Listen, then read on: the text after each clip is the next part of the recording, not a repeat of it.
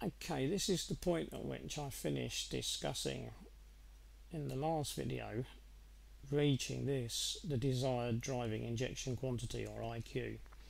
And I won't go into how we got there because obviously I've just talked about that on the previous video. Having got that value, we can't just use that value, because if we did, we would have no way of knowing if there was the right amount of air to burn the fuel, and all sorts of other complicated bits and bobs to do with the ECU would just get totally confused. So before this desired driving injection quantity can become a real desired driving injection quantity, if you've been looking at the maps, you obviously know it's got to go through a whole load of other maps to be tweaked and changed.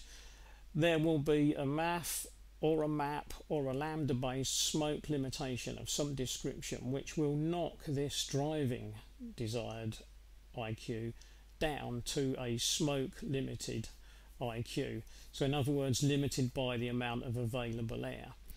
Now, people often don't take this into account when they're looking at this, but basically boost pressure and boost limitation are the same thing. They are really part of the smoke limitation, because if you get the boost mapping wrong, then the smoke limitation maps won't work properly anyway. So this really has to include the boost limitation and the boost maps as well. So you've got a whole chunk of information and maps all adjusting this desired driving IQ. So once we get to here, we've got our limited injection quantity.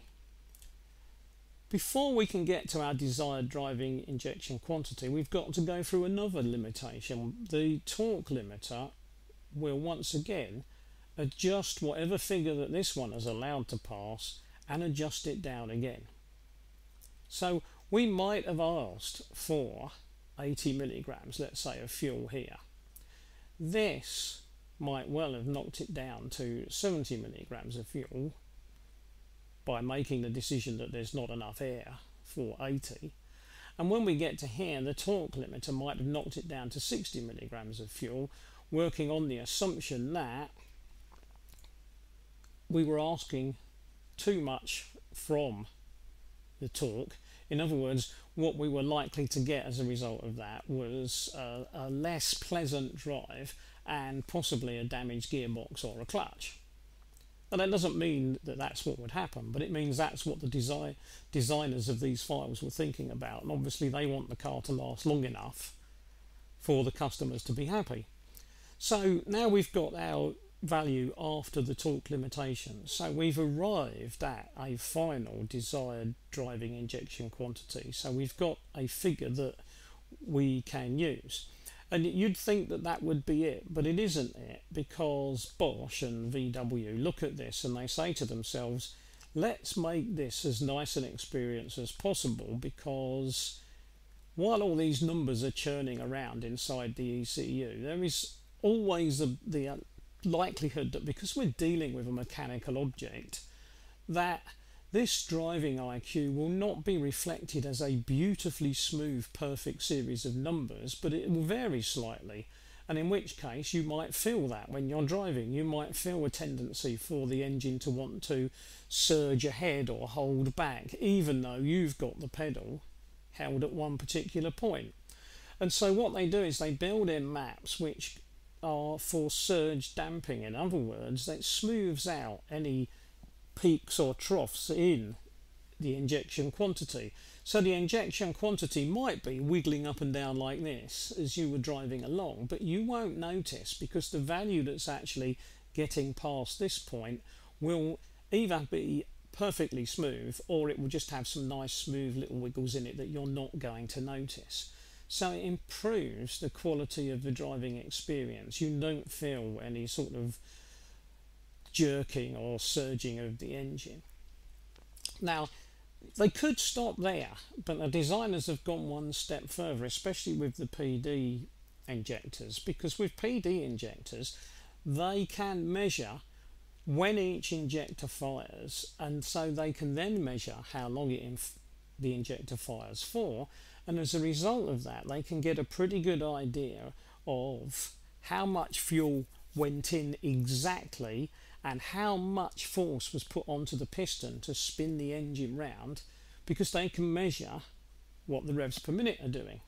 Now this means that if you've got a bit of a cylinder imbalance and one cylinder perhaps kicks a little bit harder or a little bit softer than the others, or maybe two of them kick reasonably okay but two are different to the other two, you might just feel that as a slightly lumpy tick over or a slightly less smooth journey when you're driving, especially with cruise control perhaps engaged.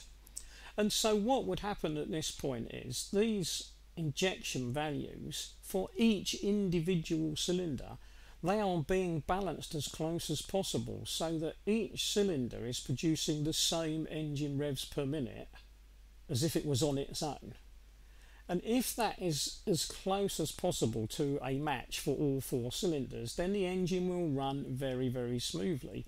And so that's what they do there. They smooth out the running of the engine as best they can.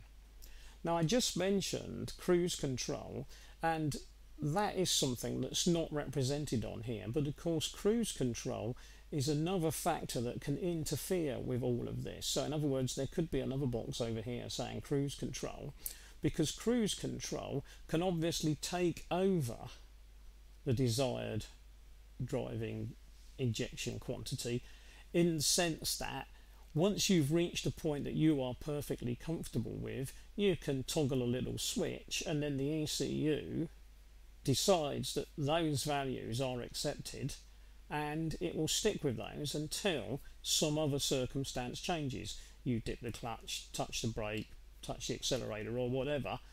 Now, so there is in effect another set here of what you might call limitations, except in this case they're not, are they? They're sort of like smooth running inputs, but from you the driver, because you're the one in control of the switch. Right, so we finally got an accepted driving injection quantity. And if I talk a little bit about the Seat Leon file that I've been using for a lot of these videos, it was noticeable that when you got to this sort of area, 60 milligrams was about the maximum fuel per stroke, so the maximum injection quantity at 5,000 revs per minute. Now, for a variety of reasons, if you're going to talk about this sort of thing, it's usually best to talk about maximum values, because they are some of the few values where you can pin them down and say that's the value. It's quite difficult to pin down other values with engines, as designers will tell you. So the max values from wide open throttle and 60 milligrams and 5,000 revs per minute are probably the best place to start looking. So I'm going to use that as my fixed point to continue talking this through. And once again, I'm going to stop there because, like I said, I want to keep these videos at a sensible length so that people watching them don't tear their hair out listening to my voice.